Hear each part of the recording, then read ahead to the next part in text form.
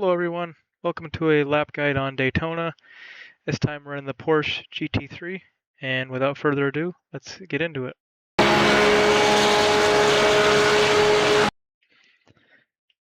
So coming into turn 1, we start lining up with the right side wall. We really want to try and get as close as we can to it.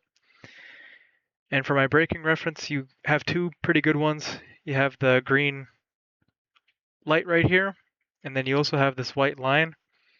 I prefer the white line because for me it's just easier to spot because it's already, it's right in front of you here, and this is kind of off to the right. But really, either one works.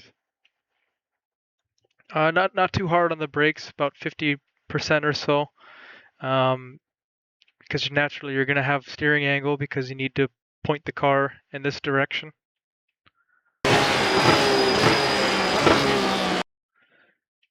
And I don't really want to get past this white line here.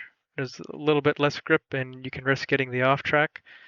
And we're just slowly trailing off here, making sure that we're apexing just after this tire barrier, and that's ideally where you want to start picking up the throttle. So like kind of where this lighter dirt is ending right here. There's also quite a bit of banking inside here as well. You can helps to get some more rotation.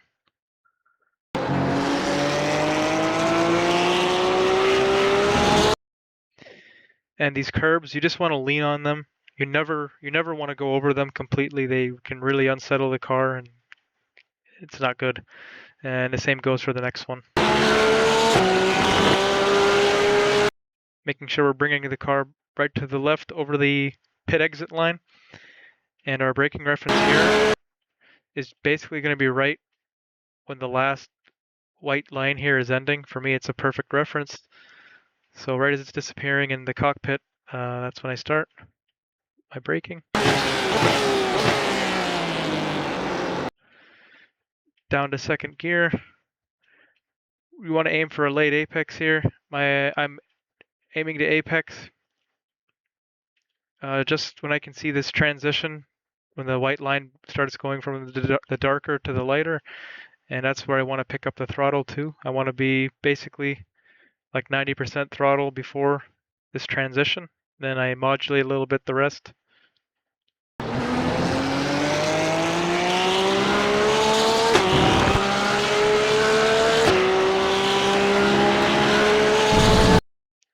So coming into the kink, lap 1 or your out lap, you need to do a slight lift really. It can be quite sketchy, but you don't want to do an abrupt lift. You just want to do like maybe 30% or so. So you're lifting down to 70% and you're just maintaining it so you don't lose the rear. And then,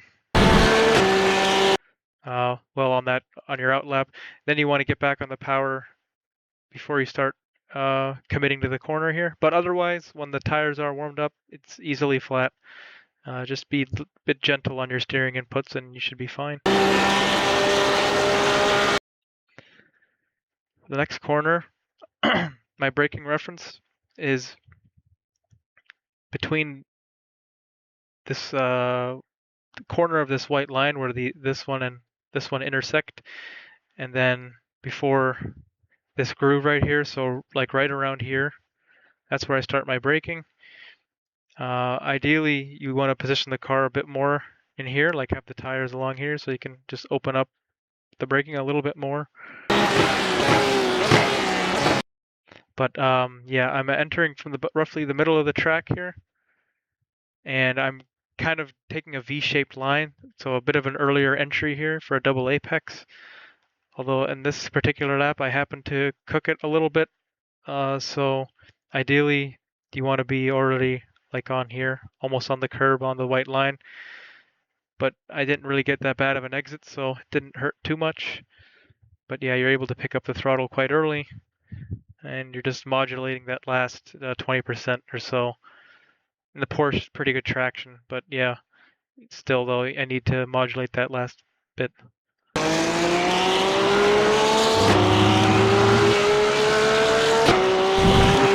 So for the entry onto the oval, I start lifting before this bend in the white line, and it's basically right when I start my braking. It can be pretty easy to overshoot this corner, so you need to be, soft on the entry all the times gained on the exit, of course. And as you can see, you can open up a bit more here over this white line, no off track. And then just after this curb is ending, that's when I start turning in. Ideally, you want to be on left side tires on this curb when you're apexing. Yeah, it didn't really affect my lap too much, but it can help gain you a little bit of time.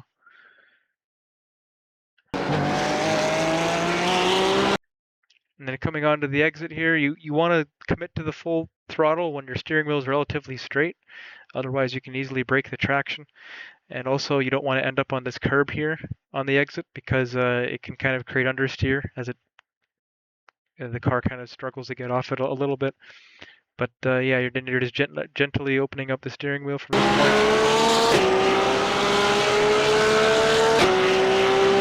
And immediately back down to the yellow line.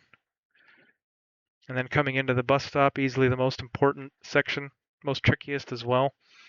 So for the entry, for the braking, I'm looking at this green LED, and just after it's ending in my cockpit, so right here, just when it disappears, that's when I start lifting and braking.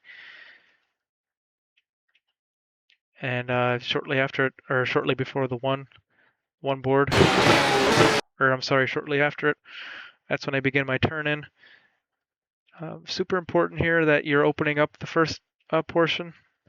This is, you can also cut a little bit more to this curb, although the closer you get to this curb, a little more dangerous it is because it can really create a bump and it just kills your exit. So for me, this is a very safe line, just keeping the two tires completely on the track. And also worth noting, you want to be completely off the brakes. You want to have no inputs as you go over these curbs, because it can really unsettle the car if you still have a bit of brake going over it. So that's important as well. And then basically, right as I am over the first part of the chicane, I'm immediately tapping the brakes and then shifting down to third gear for the extra rotation. And the same premise here, cutting up to just this portion of this sausage curb. And again, keeping the tires on the track and on the white line. That's the limit here. So if your tires are off the white line over here, you'll get the off track. And you need to be really patient here. As you can see, after my brake input, I'm letting the car roll a little bit. There's no need to force the throttle. Just be patient here. And when the car is relatively straight and you're already aiming at this curb, then you can start opening up the throttle. And as you can see, I was a little hesitant, but that's okay. Again, here, this is a relatively safe line for me. You can exploit a little bit more of this, although for me it's a bit more risky.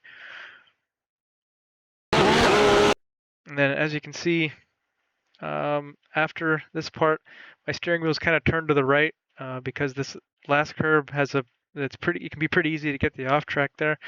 So you want to keep the steering wheel straight when you're going over it. Yeah, you don't really want to be turned too much to the left here because you can easily pick up the off track because the right side tires can end up to the left of this white line. And in the Porsche, it's really just gliding over this last curb here. In other cars, you probably have to be more careful, but it just really suits this car. These curbs, it's no issue. And again, just following the white line to the exit. And yeah, that's going to be a lap guide for Daytona. I hope this was helpful, and good luck for the week.